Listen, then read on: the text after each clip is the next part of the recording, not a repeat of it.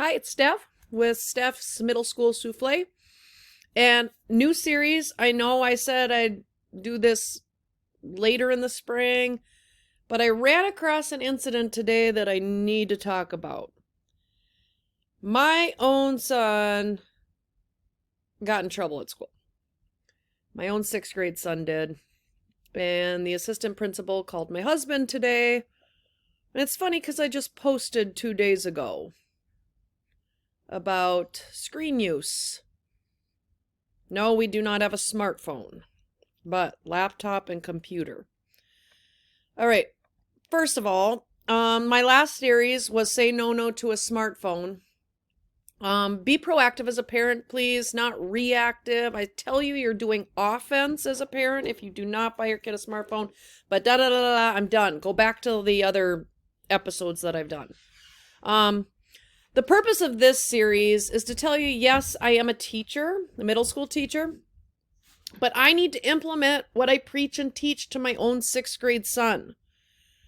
So yeah, I know all of this stuff. I experience of groups with kids, but when I deal with my own child, is it the same? Is it different? I don't know, a teacher's kid. What is that like? A kid teacher. That doesn't make any sense. But, okay, first, I need you to understand, though, that I am not a self-righteous teacher. Okay, I'm not, because I'm going to tell you. I know a ton about this age group with experience, with 11 to 14-year-olds. I know a ton. I've taught them a lot. I've researched them a lot. I'm pretty darn good. But I have flaws, man, at home. Bad ones. Bad parental flaws. I am messy. My creativity gets a hold of me and I just create all these messes with my kids and then I forget to put my stuff away. So I don't reinforce putting things back where they belong. And some of you are just like rolling your eyes like, oh my gosh, how can you do that? That's awful. You're right. I'm kind of embarrassed. Okay. I leave the bathroom a mess when I leave. My husband gets so irritated at me. Oh, goodness. I let my kids wear their shoes in the house. That's okay, Mom. We all love you. Thank you. But look at this down here. Yeah. I'm not very organized, and I'm embarrassed about this. I have mismatched socks. In fact, I don't even match the socks. Like, look at this. I just pull from them. Okay, so order and organization at home are just not some of my values, but they could be bad because my kids maybe are learning to be sloppy. Okay? I don't care what my kids wear to school as long as it covers their body, and sometimes they have holes in their shoes. I say if it ain't dead, wear it. That's that climate change and sustainability and consumer stuff that goes on in my soul. So we're sloppy, and sometimes I'm embarrassed by my own behavior. Appearances. I'm not the best at fashion, never have been, or at dressing up. So I don't know. Again, I take free things actually, and I recycle them. I have a real big problem with American consumerism, so I tend to recycle everything. So if something is for free, I don't want it going in waste, so I kind of hoard it, or I make something out of it, which clutters my house and again drives my husband nuts. I yell at my kids in front of others. I have no problem doing that, but it humiliates my 6th grade son. I really don't care. I don't know if that's a flaw or not, but I really have to start being more sensitive to his feelings. I'm going to tell you a secret. I don't like driving them to their sporting events. In fact, if you know me and you are on my son and daughter's, your kids are on my son and daughter's team, like I read and do schoolwork during their game time.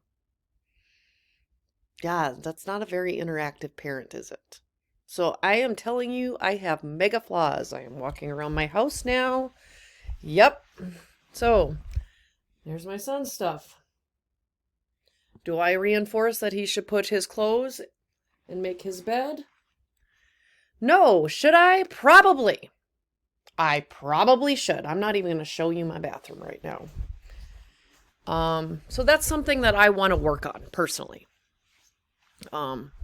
Probably it would show responsibility and tidiness, because someday they're going to have that roommate or partner that they annoy because they don't pick up after themselves. So that's something I am working on or question. I'm not perfect. I know this group as a whole when they get together in community, though, at a school. So that's why I'm hoping that you trust what I say.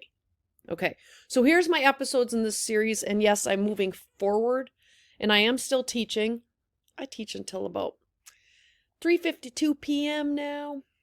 And then I get home, check in with my kids. But I'm also going to be making these episodes because I'm coming up against some issues, such as my son getting detention.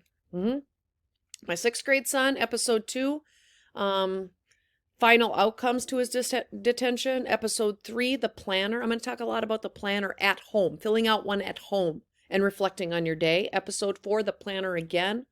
Episode 5, having a set bedtime. Episode 6, grade checks. Episode 7, community build with the teachers. Episode 8, privacy.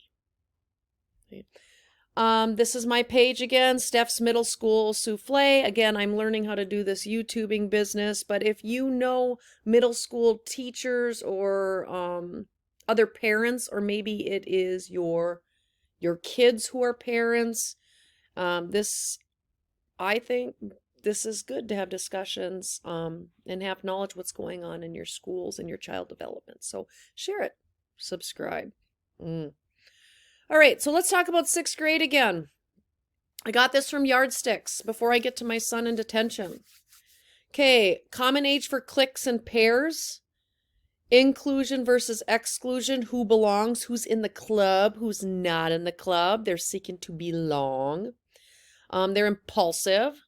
Talks before thinking, or posts before thinking, or emails before thinking. They're peer focused, need to save face with peers. They're moody. Gosh, Silas has been very moody lately. He's growing, but very short-tempered. Kind of whiny. He took a nap the other day. He needed one. Just whiny.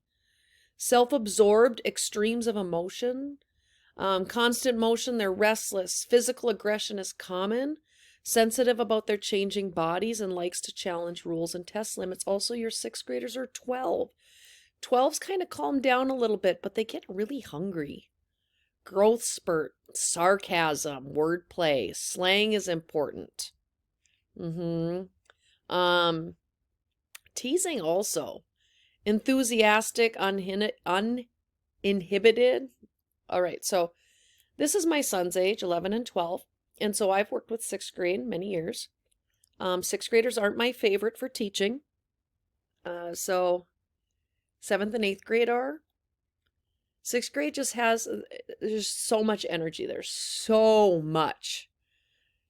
And it's hard to contain. So advice. You know your child the best. Their temperament is still very strong at this age, as it was when they were little. But now you have to add in even more moods and peer obsession. So today, assistant principal. Your son, da-da-da-da-da. It went to my husband. I was teaching. I guess my son emailed another kid and said, shut the F up and leave me alone. And the other kid reported it. So there's some cussing, right? So the other kid reported it.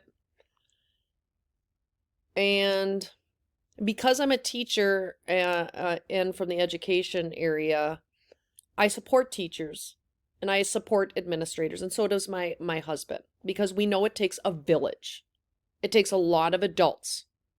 And I understand, but I don't know if you understand as parents, that my child acts differently around their peers. And they will do some things that you did not expect them to.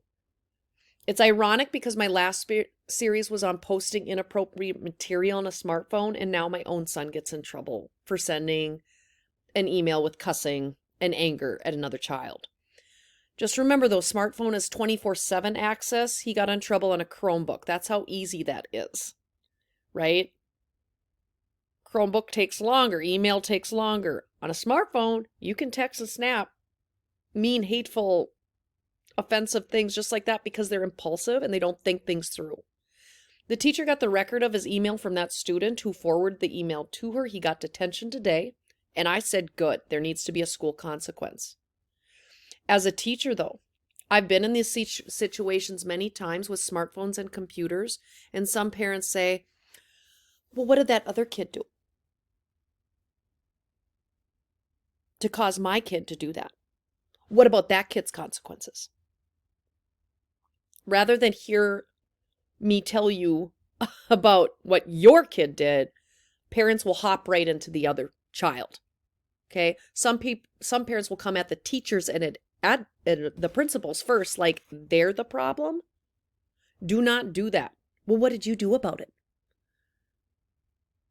You need to take ownership for your child first and trust the adults. You're going to create a poor relationship between the village your child needs. Your child needs a village and other adults to discipline your child and teach them along the way. When you say things like this to your educators and come with that tone like, well, what did that other kid do? Right away, it doesn't set up a good relationship like we're in support of each other. Okay? So step one, listen to the educators and support their initial decision first, okay? They're the ones who work with the school community and not just your individual child. They also know the other child too. They know the community. They know the group. So listen to them first and trust their decision. Okay, you can always come back to them, but listen first. Second thing, remember that your child has the same temperament, but their decisions are influenced by serious mood swings now and peers. So you got additional layers on top of that. So for instance, this is my son Silas. He has great boundaries, always has been assertive, and I love that about him. He's funny, he's a leader, he has a super strong voice, he is passionate and compassionate. He has this fire about him. He's very honest, but some of his things that have got his temperament that's got him in trouble since he's been little is he has very low frustration tolerance. He gets easily annoyed when things don't go his way or when he perceives others to be annoying. He has a temper. He's very intense and he's very moody at times. But before you say your child would never do that, you better remember that they could do that in front of their peers. They could. Step 3, if you have a partner and the school calls, you need to converse with that partner before you talk to your child. You have to be on the same page. It's just going to create a huge disconnect and confusion if you and your partner come from different discipline techniques and don't get the full story before you come at your child. You need to be a team if you are in partnership with somebody else. And part of that team is your teachers that you are trusting. Okay, so it is a village. Okay, step 4 is my next episode. You need to talk to your child about what happened. Part of my child's punishment and discipline was to teach others about this situation. So we have a discussion live with you all about this situation about getting detention. He sent an email. Lesson learned. 6th grade families. Even on an email. Think before you post, before you send that mean email. Is it kind? Is it helpful? Is it necessary? Is it inspiring? Is it true? I saw this at a high school, the high school my son will go to. This should be posted all over the place. This is at a high school. This should be for us adults too, to model this. Okay, now my son did that on an email and got in trouble today.